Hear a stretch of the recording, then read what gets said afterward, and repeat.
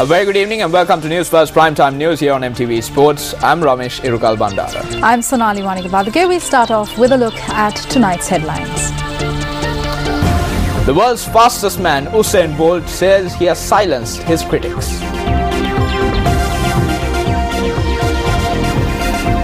A Sabaragaon Provincial Council candidate removed from a state function. NASA's Mars rover Curiosity successfully lands on the red planet.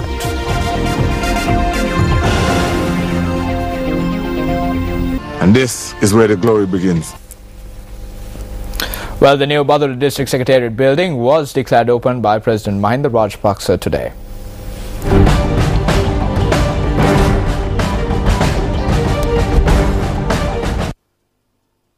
The new three-story district secretariat was constructed at a cost of 332 million rupees and is complete with all facilities.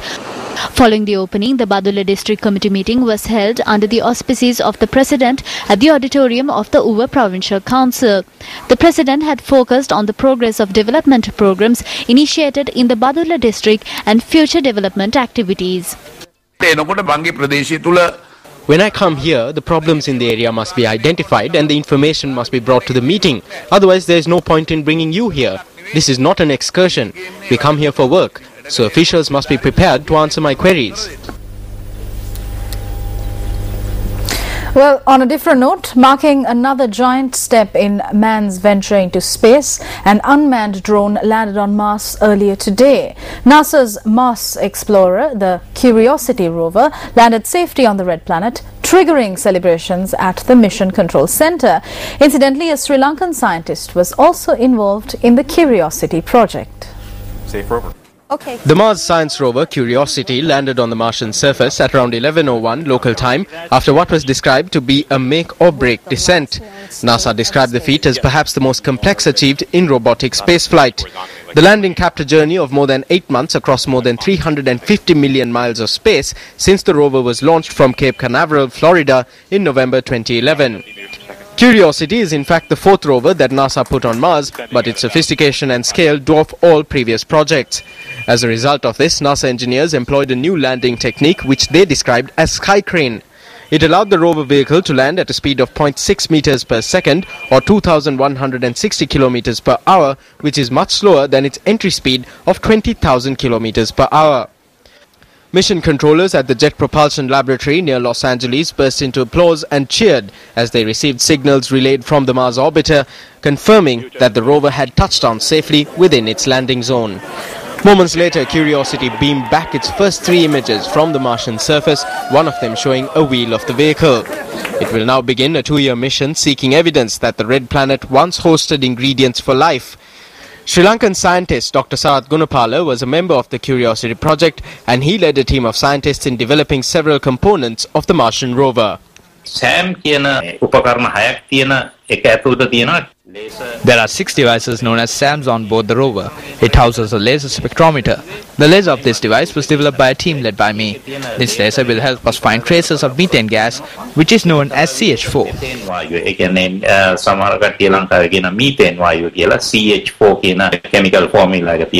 The landing marks a major victory and milestone for the US Space Agency, beleaguered by budget cuts and the recent loss of its 30-year-old space shuttle program. According to Mission Control, the car-sized rover apparently came to rest at its planned destination near the foot of a tall mountain rising from the floor of Gale crater in Mars's southern hemisphere. The $2.5 billion Curiosity project, formerly called the Mars Science Laboratory, is NASA's first astrobiology mission since the 1970s era Viking probes. NASA plans to put the rover and its sophisticated instruments, touted as the first full-fledged mobile science lab sent to another world, through several weeks of engineering checks before starting its 2-year surface mission in earnest. Getting back to one of our local stories. Now, a candidate contesting in the upcoming Sabaragaon Provincial Council election who attended a state function in Kegol this morning has been removed from the event by the police. When we made inquiries, the Kegol police said that they had removed the candidate from the event after the complaints unit of the district returning officer's office had received an anonymous phone call. The state event had been organized by the Housing Development Authority at the Kegal Post Office Auditorium, and the chief guest was the leader of the National Freedom Front Minister Vimal Weerawansa. The district elections officers had confirmed the presence of the candidate by dispatching one of his officials to the event. The police said that once the candidate's presence had been confirmed, they had taken steps to remove him from the event. Now, the candidate who was removed from the event was a member of the NFF contesting on the UPFA ticket for the Sabaragamu Provincial Council.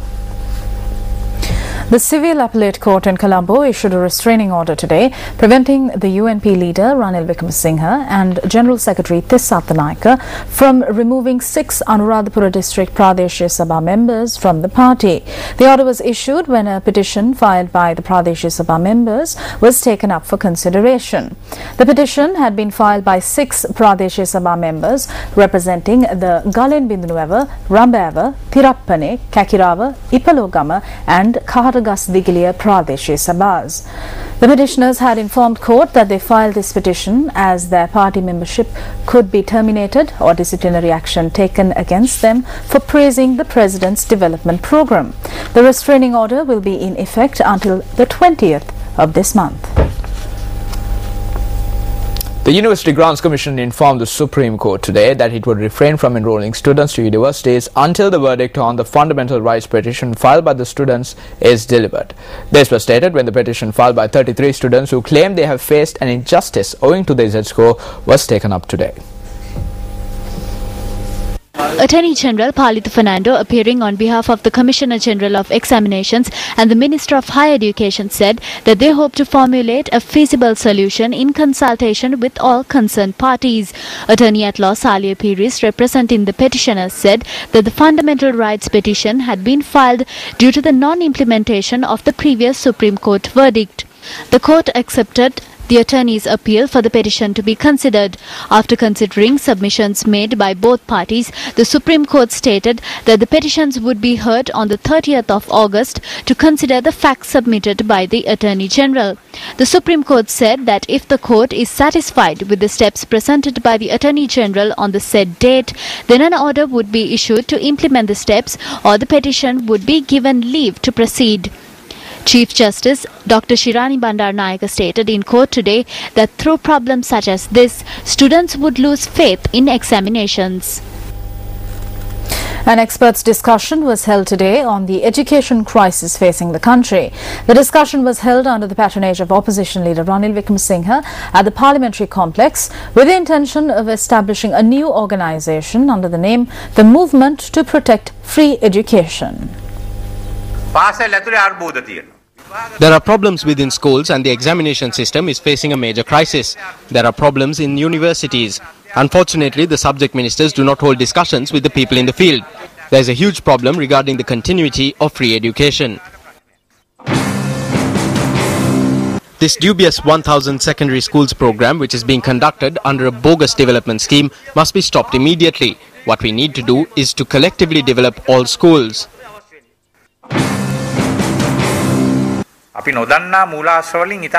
Except for haphazard decision making, which is based on dubious ideas which crop up from time to time, we cannot see any decisions being taken based on broad-based discussions so as to include all sections in a sensitive manner towards the development of education.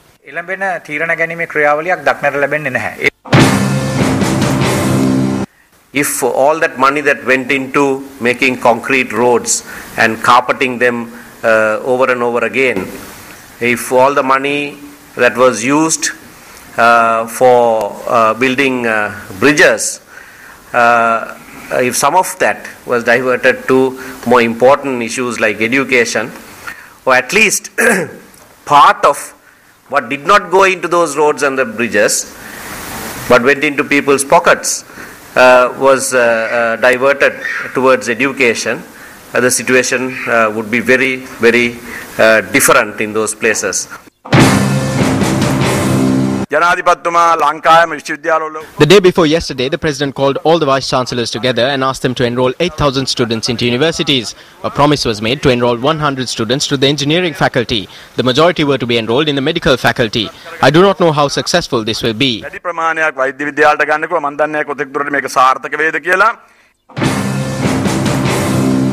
මේ ආණ්ඩුව බාල petrol බාල සිමෙන්ති ගේනවා වගේ. Just like the government imports substandard fuel and cement, they are now engaged in an operation to provide substandard education. The grants and allocations for free education are being systematically reduced. The resources allocated for education are being reduced. When we consider the decisions being made by certain principals and other officials, it is clear that they are not qualified to even be in that position.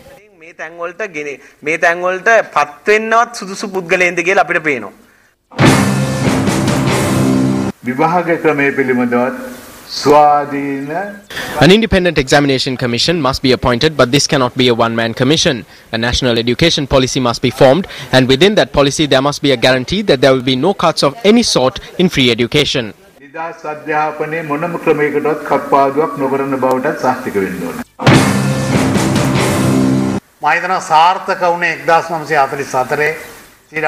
think that only the CWW Kanangara reforms in 1944 were successful. We are the products of those reforms. I think that every set of reforms since then have been unsuccessful. Meanwhile, the United People Freedom Alliance parliamentarian Namal Rajapaksa says that he will not fail to appear on behalf of the students who have faced injustice.